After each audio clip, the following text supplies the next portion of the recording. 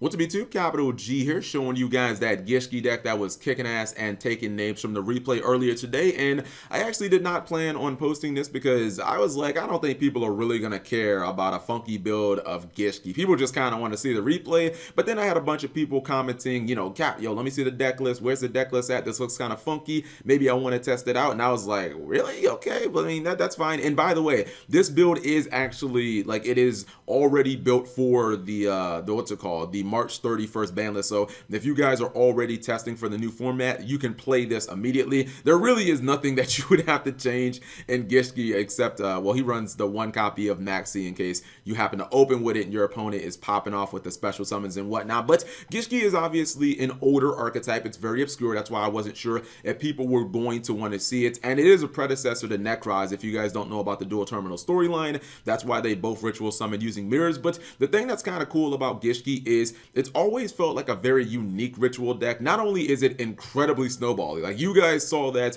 once Gishki gets rolling, once you've basically resolved one or two Zilgagesses, you will snowball completely out of control and you will almost always OTK your opponent unless they're playing like, I don't know, Battle Fader or Gores or something really, really random. Even when you get like hit with a Solemn Strike on one of your initial normal summons, it doesn't really matter. But the cool thing about Gishki is it's never felt completely like one of the other ritual decks. Like it has never had to run Manju and Senju. You know, you have Gishki Abyss, which basically is Manju and Senju combined into one. It's actually better because it can activate when special summoned, and I like the fact that if you do get striked, it's not that big of a deal because a lot of times this is the card that the deck is going to normal summon. And you know, if I'm playing against Gishki, I would definitely try and solemn this card because I'm trying to cut the head off the snake, or I'm trying to stop the snowball before it starts rolling down the mountain. And if that happens, it's really not a big deal, guys, because you have Surface, which can summon your Abyss right back from the graveyard. Obviously, you can trigger its effect. None of these cards, by the way, none of these cards are once per turn. None of their effect. You can use these cards' effects as many times as you want, which is really cool because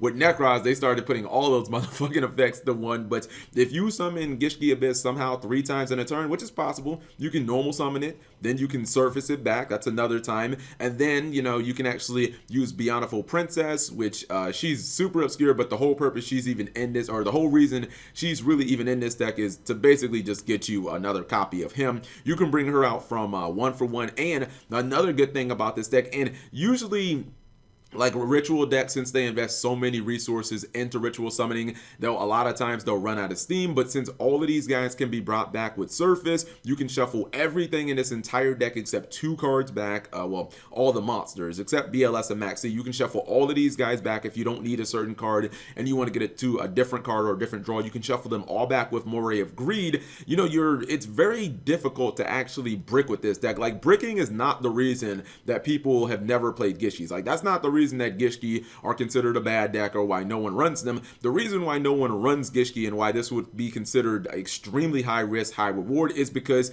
I mean, this deck could literally auto lose to Vanity's Emptiness. You see right here, there are no outs in this main deck. Now, obviously, Vanity's got banned, but I mean, Dimensional Barrier basically presents the same exact problem. As somebody, you always want to go second with this deck because, as you guys saw, you're going to OTK your opponent. Once this deck gets rolling with Zilgages and you start spinning cards on your opponent's side of the field back to their deck, non-targeting, by the way, and drawing cards at the same time, this card has 3200 attack, guys. Like, you're going to OTK them, but if you don't get the ritual summon because your opponent flips over the Dimensional Barrier, you literally will just die. There's no defense, there's no traps. I mean, you can consider Maxi kind of a trap. Another thing that I like about Gishki is you get to run a lot of these really obscure cards that your opponent will have no idea what they do, like Fulfillment of the Contract, which is basically a premature burial for rituals. It's another good reason to run what's it called, Dimension of Chaos, or excuse me, Gateway of Chaos and BLS, because you can actually summon the BLS back from from Fulfillment of the Contract.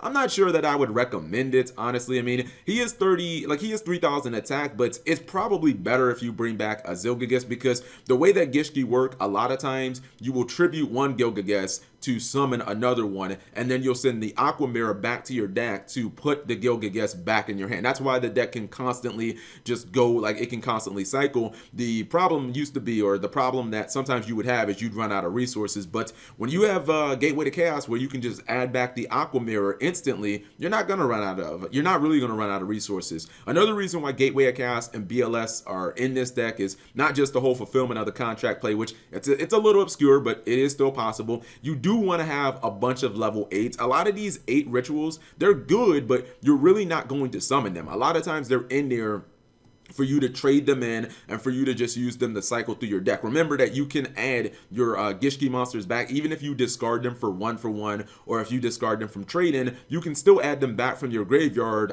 with the Gishki Aqua Mirror. And as long as you have access to Aqua Mirror, it's not really a problem. And as long as you can keep searching from Gishki Abyss, which sometimes, I mean, fuck, you might summon this thing 3 times in one turn, it's not going to be a problem. It's not going to be a problem constantly getting to these cards. So Gishki is a very snowball deck. The card Mound of the Bound Creator is actually pretty incredible in this deck, because it actually turns this guy right here, Zilgagas, into a Magispector. And even if your opponent does have something like a Trident, it would, I guess, force your opponent to pop this, because they wouldn't be able to pop the Zilgagas, because he wouldn't be able to be targeted or be destroyed. And, you know, you could put pressure on them, potentially looking at spinning their board. So it's kind of a really fun deck. I like it a lot. I like the fact that you can run these obscure cards. I like the fact that it is so freaking snowbally. It's just, I don't know, I feel like rituals are in a very tight spot. Like, I don't think rituals can be super viable until Dimensional Barrier gets hit,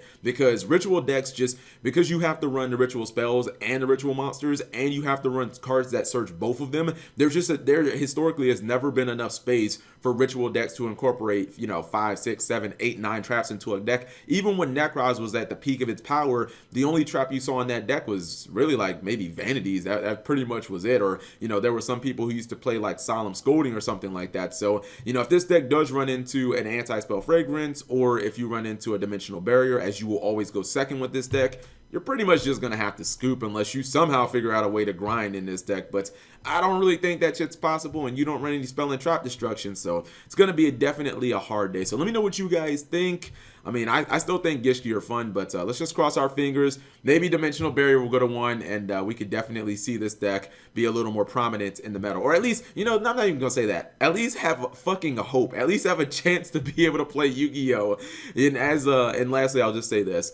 Moving forward, as we get into the Vrains era, this deck really wouldn't be affected, because let's say that you weren't even able to do the double XC play where you go into Ravenous Tarantula and you go into the Herald, you would still be able to OTK. Like, if you guys have double Zilgagas plus, you know, maybe a BLS and another big Gishki, it's more than game on board. So Gishki can easily OTK whether they need to use the extra deck or not. Going into Ravenous Tarantula, that's just icing on the cake. That's just making your attack damage like go. That's what making one of your monsters go to like 12,000 attack. It's not really necessary, because you're going to kill them anyways. If you guys enjoyed the video, give it a thumbs up. Thank you guys for watching as always, and the file to this deck will actually be in the description below in case you guys just want to instantly download it and you don't want to spend the time having to, you know, figure out all the cards and inserting them and whatnot. Thank you guys for watching as always.